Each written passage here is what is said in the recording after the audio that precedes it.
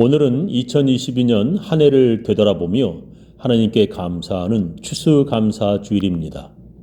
하나님께서 여러분들에게 2002년 한 해 많은 복들을 주신 줄 저는 믿습니다. 한 해를 돌아보며 하나님께서 내게 어떤 복을 주셨는지 세밀하게 살펴보시기 바랍니다. 우리가 하나님께로부터 받는 복들이 여러 가지입니다. 그 중에 많은 사람들이 좋아하는 복은 자기 자신보다 자녀들이 잘 되는 복입니다. 내가 하나님께 복을 받는 것도 좋지만 하나님께서 나의 자녀들에게 복 주심을 보는 것이 더 감사한 일입니다. 부모가 자녀들보다 더 잘 되어서 부모가 가진 것을 자녀들에게 나누어 주는 것도 감사한 일입니다. 그러나 그보다 더 감사한 것은 자녀들이 부모보다 더 잘 되어서 그들이 감사하다고 부모에게 드리는 것입니다. 저는 올해에 큰 기쁨과 큰 복을 하나님께 받았습니다. 그 감사가 너무 크고 많아서 올해에는 주님 감사합니다라는 말을 다른 해보다 더 많이 하였습니다. 여러 번 그리고 시도 때도 없이 하나님께 너무 감사해서 제가 남몰래 눈물까지 흘렸습니다. 제일 먼저 감사한 것은 올해 4월과 7월에 손자들이 태어난 것입니다. 그 지난 2, 3년이 손녀 하나 때문에 매일 기쁘고 즐거웠는데 올해에는 손자 2명으로 기쁨이 2배가 되었습니다. 너무너무 주님께 감사하였습니다. 오늘 성경에 하나님의 복받는 비결이 들어있습니다. 할렐루야 여호와를 경외하며 그의 계명을 크게 즐거워하는 자는 복이 있도다. 그의 후손이 땅에서 강성하며 정직한 자들의 후손에게 복이 있으리로다 했습니다. 오늘 설교 제목은 후손에게 복이 있으리로다입니다. 여호와를 경외하며 그의 계명을 크게 즐거워하는 자는 복이 있도다 성경은 말씀하십니다. 여호와를 경외하며 그의 계명을 크게 즐거워하는 자는 어떤 사람입니까? 그가 어떻게 하였더니 그의 후손에게도 복이 있다는 것입니까? 여호와를 경외한다는 말은 하나님을 두려워한다는 것입니다. 그러니까 하나님을 무시하지 않고 무서워한다는 것입니다. 하나님의 살아계심을 믿고 하나님께서 어디서든지 나를 지켜보고 계신다는 것이 두렵다는 것입니다. 하나님 무서워서 하나님께서 주신 계명들을 크게 즐거워하며 지키는 자는 복이 있다는 것입니다. 그런 자들의 후손에게도 복이 있으리로다 성경은 말씀하십니다. 예를 들면 부모가 하나님을 무서워하며 하나님께 드리는 11조를 크게 즐거워하며 드리는 자는 복이 있다는 것입니다. 성경에 하나님께서 복 주시는지 안 주시는지 11조로 시험해 보라고까지 말씀하셨습니다. 그렇게 시험해 보았더니 정말 하나님께서 복을 주셨다는 것입니다. 오늘 성경 본문에서 그렇게 말씀하십니다.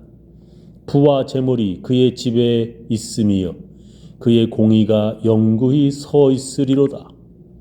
정직한 자들에게는 흑암 중에 빛이 일어나나니 그는 자비롭고 긍휼이 많으며 의로운 이시로다 했습니다. 그리고 오늘 본문은 은혜를 베풀며 꾸어주는 자는 잘 된다고 성경은 말씀하십니다. 은혜를 베풀며 꾸어주는 자는 잘 되나니 그 일을 정의로 행하리로다. 그는 영원히 흔들리지 아니하며 의인은 영원히 기억되리로다. 그는 흉한 소문을 두려워하지 아니하며 여호와를 의뢰하고 그의 마음을 굳게 정하였도다. 그의 마음이 견고하여 두려워하지 아니할 것이라. 그의 대적들이 받는 보응을 마침내 보리로다 하셨습니다. 은혜를 베풀며 꾸어준다는 것이 어떤 것입니까? 어떤 사람은 이것을 돈 꾸어주는 것으로 오해하는데 그것이 아닙니다. 돈 꾸어주면 잘 된다는 뜻이 절대 아닙니다. 그것은 받을 줄 생각하지 않고 가난한 사람에게 주는 것을 말합니다. 그래서 오늘 본문에서 다시 말씀하십니다. 그가 재물을 흩어 빈궁한 자들에게 주었으니 그의 의가 영구히 있고 그의 뿔이 영광 중에 들리리로다. 악인은 이를 보고 한탄하여 이를 갈면서 소멸되리니 악인들의 욕망은 사라지리로다 했습니다. 이렇게 가난한 사람들에게 나누어 주고 또 11조를 하는 사람들에게 하나님께서 복을 주시겠다는 것입니다. 그리고 그의 후손에게 복이 있을 것이라 말씀하십니다. 근데 정말 그렇게 하면 우리 후손들에게 복이 있는 것입니까? 저는 꼭 그렇지는 않다고 생각합니다. 우리가 아무리 의롭고 우리가 아무리 하나님의 계명을 잘 지켜도 우리 부모 때문에 우리 자식들이 복받는 것이 아니라고 저는 생각합니다. 그것을 그 반대로 생각해 보면 금방 이해가 될 것입니다. 우리가 하나님께 잘못하면 우리 자식들이 복이 아니라 저주를 받는 것입니까? 부모가 하나님께 악한 죄를 지으면 우리 자녀들이 저주를 받게 되는 것입니까? 그렇지 않습니다. 성경은 분명히 말씀하십니다. 에스겔서 18장에 보면 범죄하는 그 영혼은 죽을지라. 아들은 아버지의 죄악을 담당하지 아니할 것이요 아버지는 아들의 죄악을 담당하지 아니하리니 의인의 공의도 자기에게로 돌아가고 악인의 악도 자기에게로 돌아가리라 말씀하셨습니다. 아들이 아버지의 죄악을 담당하지 아니할 것이라고 성경은 말씀하십니다. 마찬가지입니다. 부모가 잘한다고 해서 자식이 하나님을 무시하는데 하나님이 복 주시지 않습니다. 하나님이 무슨 바보로 하는지 자기가 하나님을 무시하며 사는데 그 부모 때문에 복 받기를 어떤 이는 잔뜩 기대합니다. 믿음이 대단한 아브라함이 자기 아버지라고 할지라도 이삭처럼 그의 아버지 신앙을 이어받는 사람만이 복받는 것입니다. 같은 부모의 쌍둥이로 태어났다 하더라도 믿음을 버린 아들은 하나님의 복받지 못합니다. 부모처럼 하나님께 복받고 싶다는 믿음의 자녀가 복을 받는 것입니다. 자기 아버지와 어머니의 신앙을 우습게 여기며 교회에다 11조 바치는 것을 비웃는 자녀가 그의 부모가 11조 한다고 해서 하나님의 복을 받는 것이 아닙니다. 그런 자식이 있는 사람들은 지금부터라도 조심해야 하는 것이 있습니다. 그것은 노후를 잘 준비해야 하는 것입니다. 자칫 노후 준비를 하지 못하여 가난하게 되면 그 사람은 자식들에게 손가락질을 받게 됩니다. 그렇게 자기에게 돈 주지 않고 교회에다 11조 열심히 대더니 기어이 거지가 되었네? 그들이 생각하고 기대했던 일을 자기들 눈으로 보게 되어 그의 부모의 믿음이 헛되었다는 것을 증명하는 꼴이 되는 것입니다. 그리고 지금부터라도 조심해야 하는 것은 하나님께서 주신 복을 낭비하지 마십시오. 하나님께서 주신 복을 낭비하는 자들에게는 하나님께 영광 돌리지 못하고 하나님의 복을 세상의 웃음거리로 만듭니다. 아무리 돈을 많이 벌어도 낭비하는 사람에게는 재물이 남아있지 않게 됩니다.